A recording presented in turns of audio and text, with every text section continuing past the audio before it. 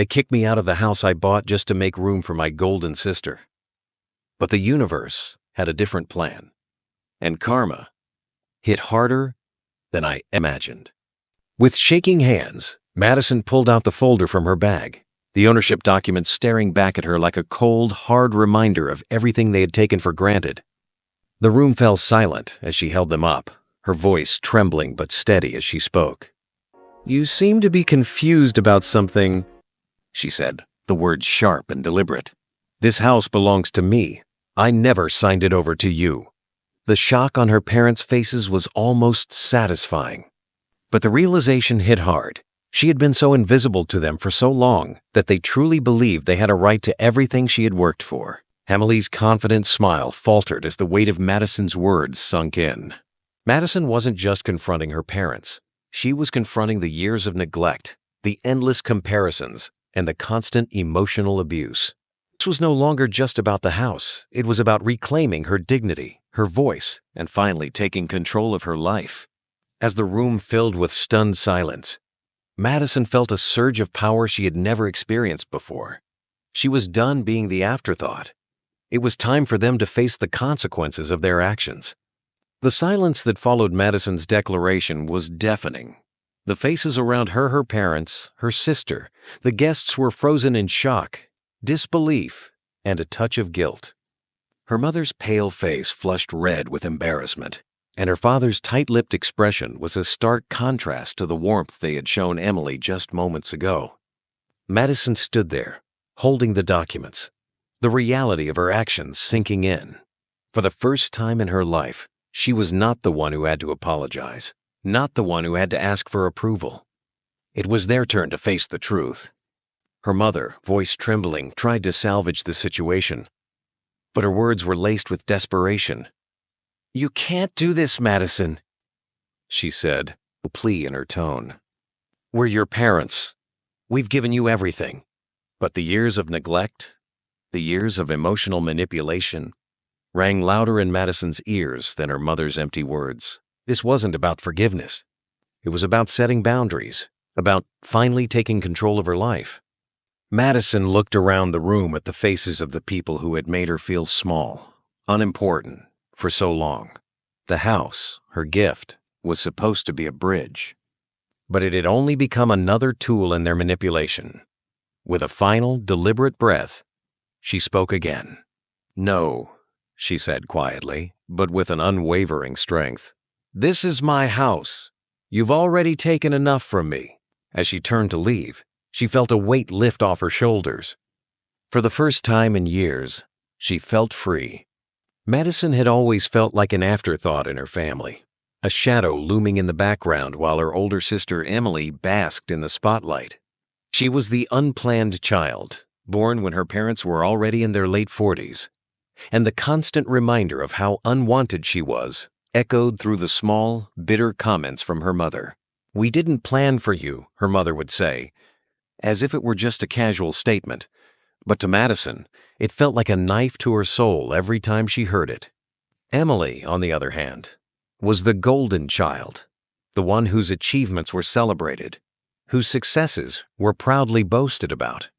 From straight A's to college admissions, everything Emily did was a cause for excitement, while Madison remained invisible, often stuck cleaning the house and taking care of chores her parents didn't want to handle. Despite these crushing realizations, Madison worked hard. She found refuge in her grandparents, who were the only ones to show her true affection. Her grandfather, a retired math professor, taught her that numbers never lie, and that truth, unlike family, was constant and dependable. These lessons guided her through the lonely years, shaping her into the successful woman she became. But the emotional wounds from her parents' neglect never truly healed. In her heart, Madison always wondered, was it me who was wrong for wanting to be seen, or was it them for never truly seeing me? This question lingered as she climbed higher in her career. But the emptiness remained, reminding her that no amount of professional success could fill the void of unconditional love that had always eluded her. Madison's relationship with her sister Emily had always been strained, though she could never quite put her finger on why. Emily wasn't cruel to her.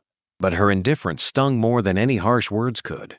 It was as if Madison didn't even exist in Emily's world, her presence easily ignored.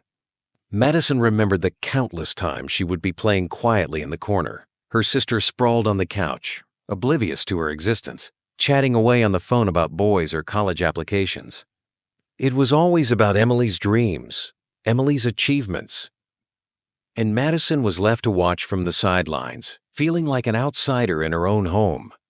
Her parents, too, showered Emily with praise, often speaking of her accomplishments with such pride, while Madison was expected to quietly handle everything else: cooking, cleaning, taking care of things her parents never had the energy or interest in.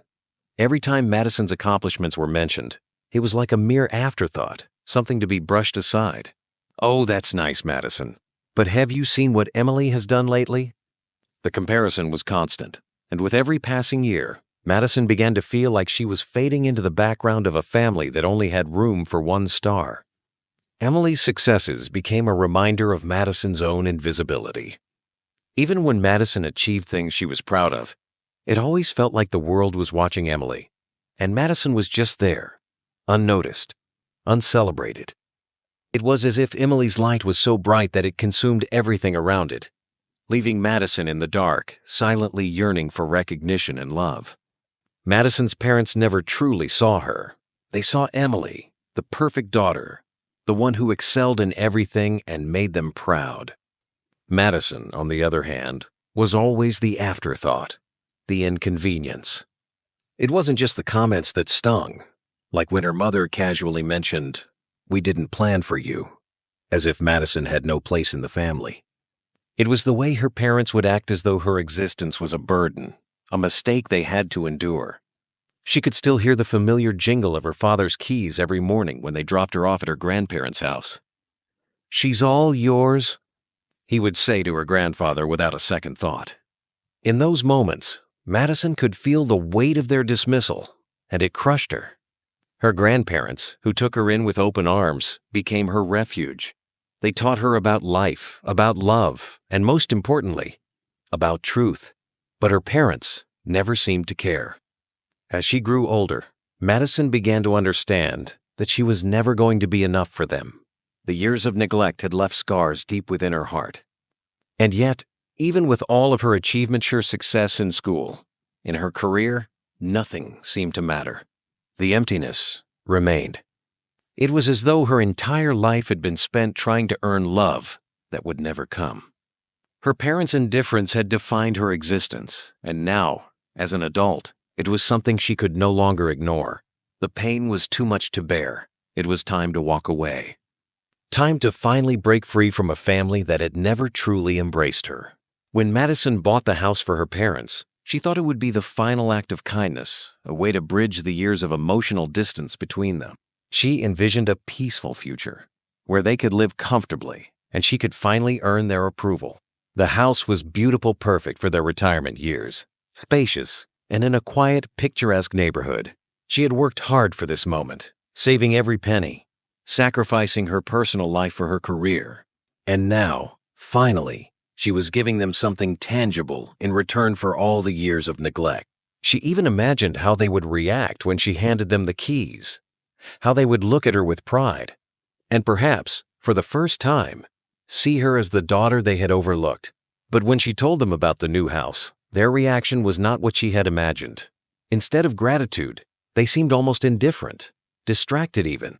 Her mother, on the phone, barely acknowledged the news, her voice wavering between something like relief and confusion. "That's nice, Madison," her mother said, "but we were hoping for something else." Something else? Madison felt the sting of those words like a slap across her face. She had expected joy, excitement, perhaps even tears of happiness. But no, it was as if they were more concerned with something else, something, or someone, that Madison couldn't quite understand. It was then that the true betrayal began to sink in. They weren't just indifferent. They were hiding something. It didn't take long for Madison to discover the truth. The housewarming party was being planned, and yet she wasn't invited. Her own parents had decided to let Emily and her family move in, without so much as a word to Madison. The house that she had bought for them was being turned into a home for the very sister who had always been her rival, the golden child. The realization hit her hard. She had been nothing but a tool, a means to an end. And now she was being cast aside once again. She was furious. This time, she wouldn't let it slide. The moment Madison realized she wasn't invited to the housewarming party, her heart sank. She had just given her parents the gift of a new life, a house that would give them comfort in their final years. Yet, they had treated her like a stranger in her own family. She tried to ignore the hurt, convinced there must have been some mistake. But as the days passed, the truth became undeniable. The invitation never came. Her mother, when she called, only gave vague excuses, saying, "We're still planning. It's complicated." Madison felt the betrayal claw at her chest with every evasive answer. She wasn't just excluded, she was erased from the picture entirely. The house that she thought would bring them together was now a symbol of everything she'd feared, another way to replace her, to make her invisible once again. Furious and broken-hearted, Madison decided to confront them. But when she arrived that Saturday evening, the sight was worse than she could have imagined. Emily's family was already moving in. The house that was meant for her parents had already become a home for Emily. And in that moment, everything inside Madison shattered. The anger rose up like a storm, and she knew she had to take control. This time, she wouldn't be silenced.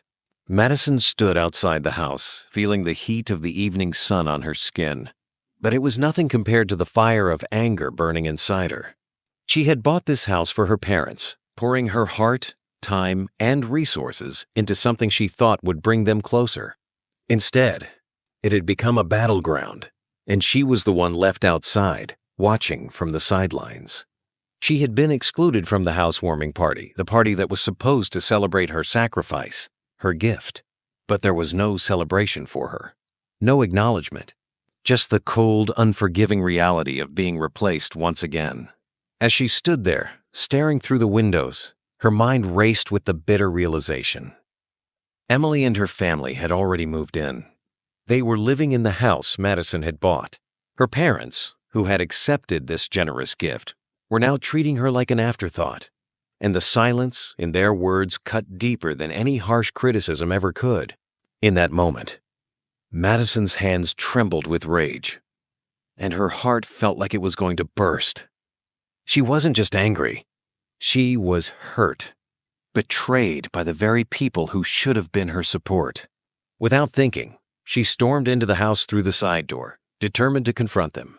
The laughter from Emily's friends and the clinking of glasses made her skin crawl. Madison entered the living room, where her mother was proudly hosting, her face lighting up as she spoke about how wonderful Emily had been in helping with the down payment. The words hit Madison like a punch to the gut. This was the moment, the confrontation she had to face. It was time to expose the truth. The house was hers, and they had crossed a line. The confrontation that Madison had been avoiding for so long finally erupted in a way she never expected. As her mother gushed over Emily's help with the house, Madison's heart pounded in her chest. Every word her mother spoke felt like a dagger. The housewarming party, meant to be a celebration of her generosity, was nothing more than a cruel mockery. Emily, standing smugly beside her parents, had no idea what was about to unfold. Madison felt the bile rise in her throat as she realized the depth of the betrayal. She had sacrificed everything for this family, and they had turned her gift into their own selfish playground.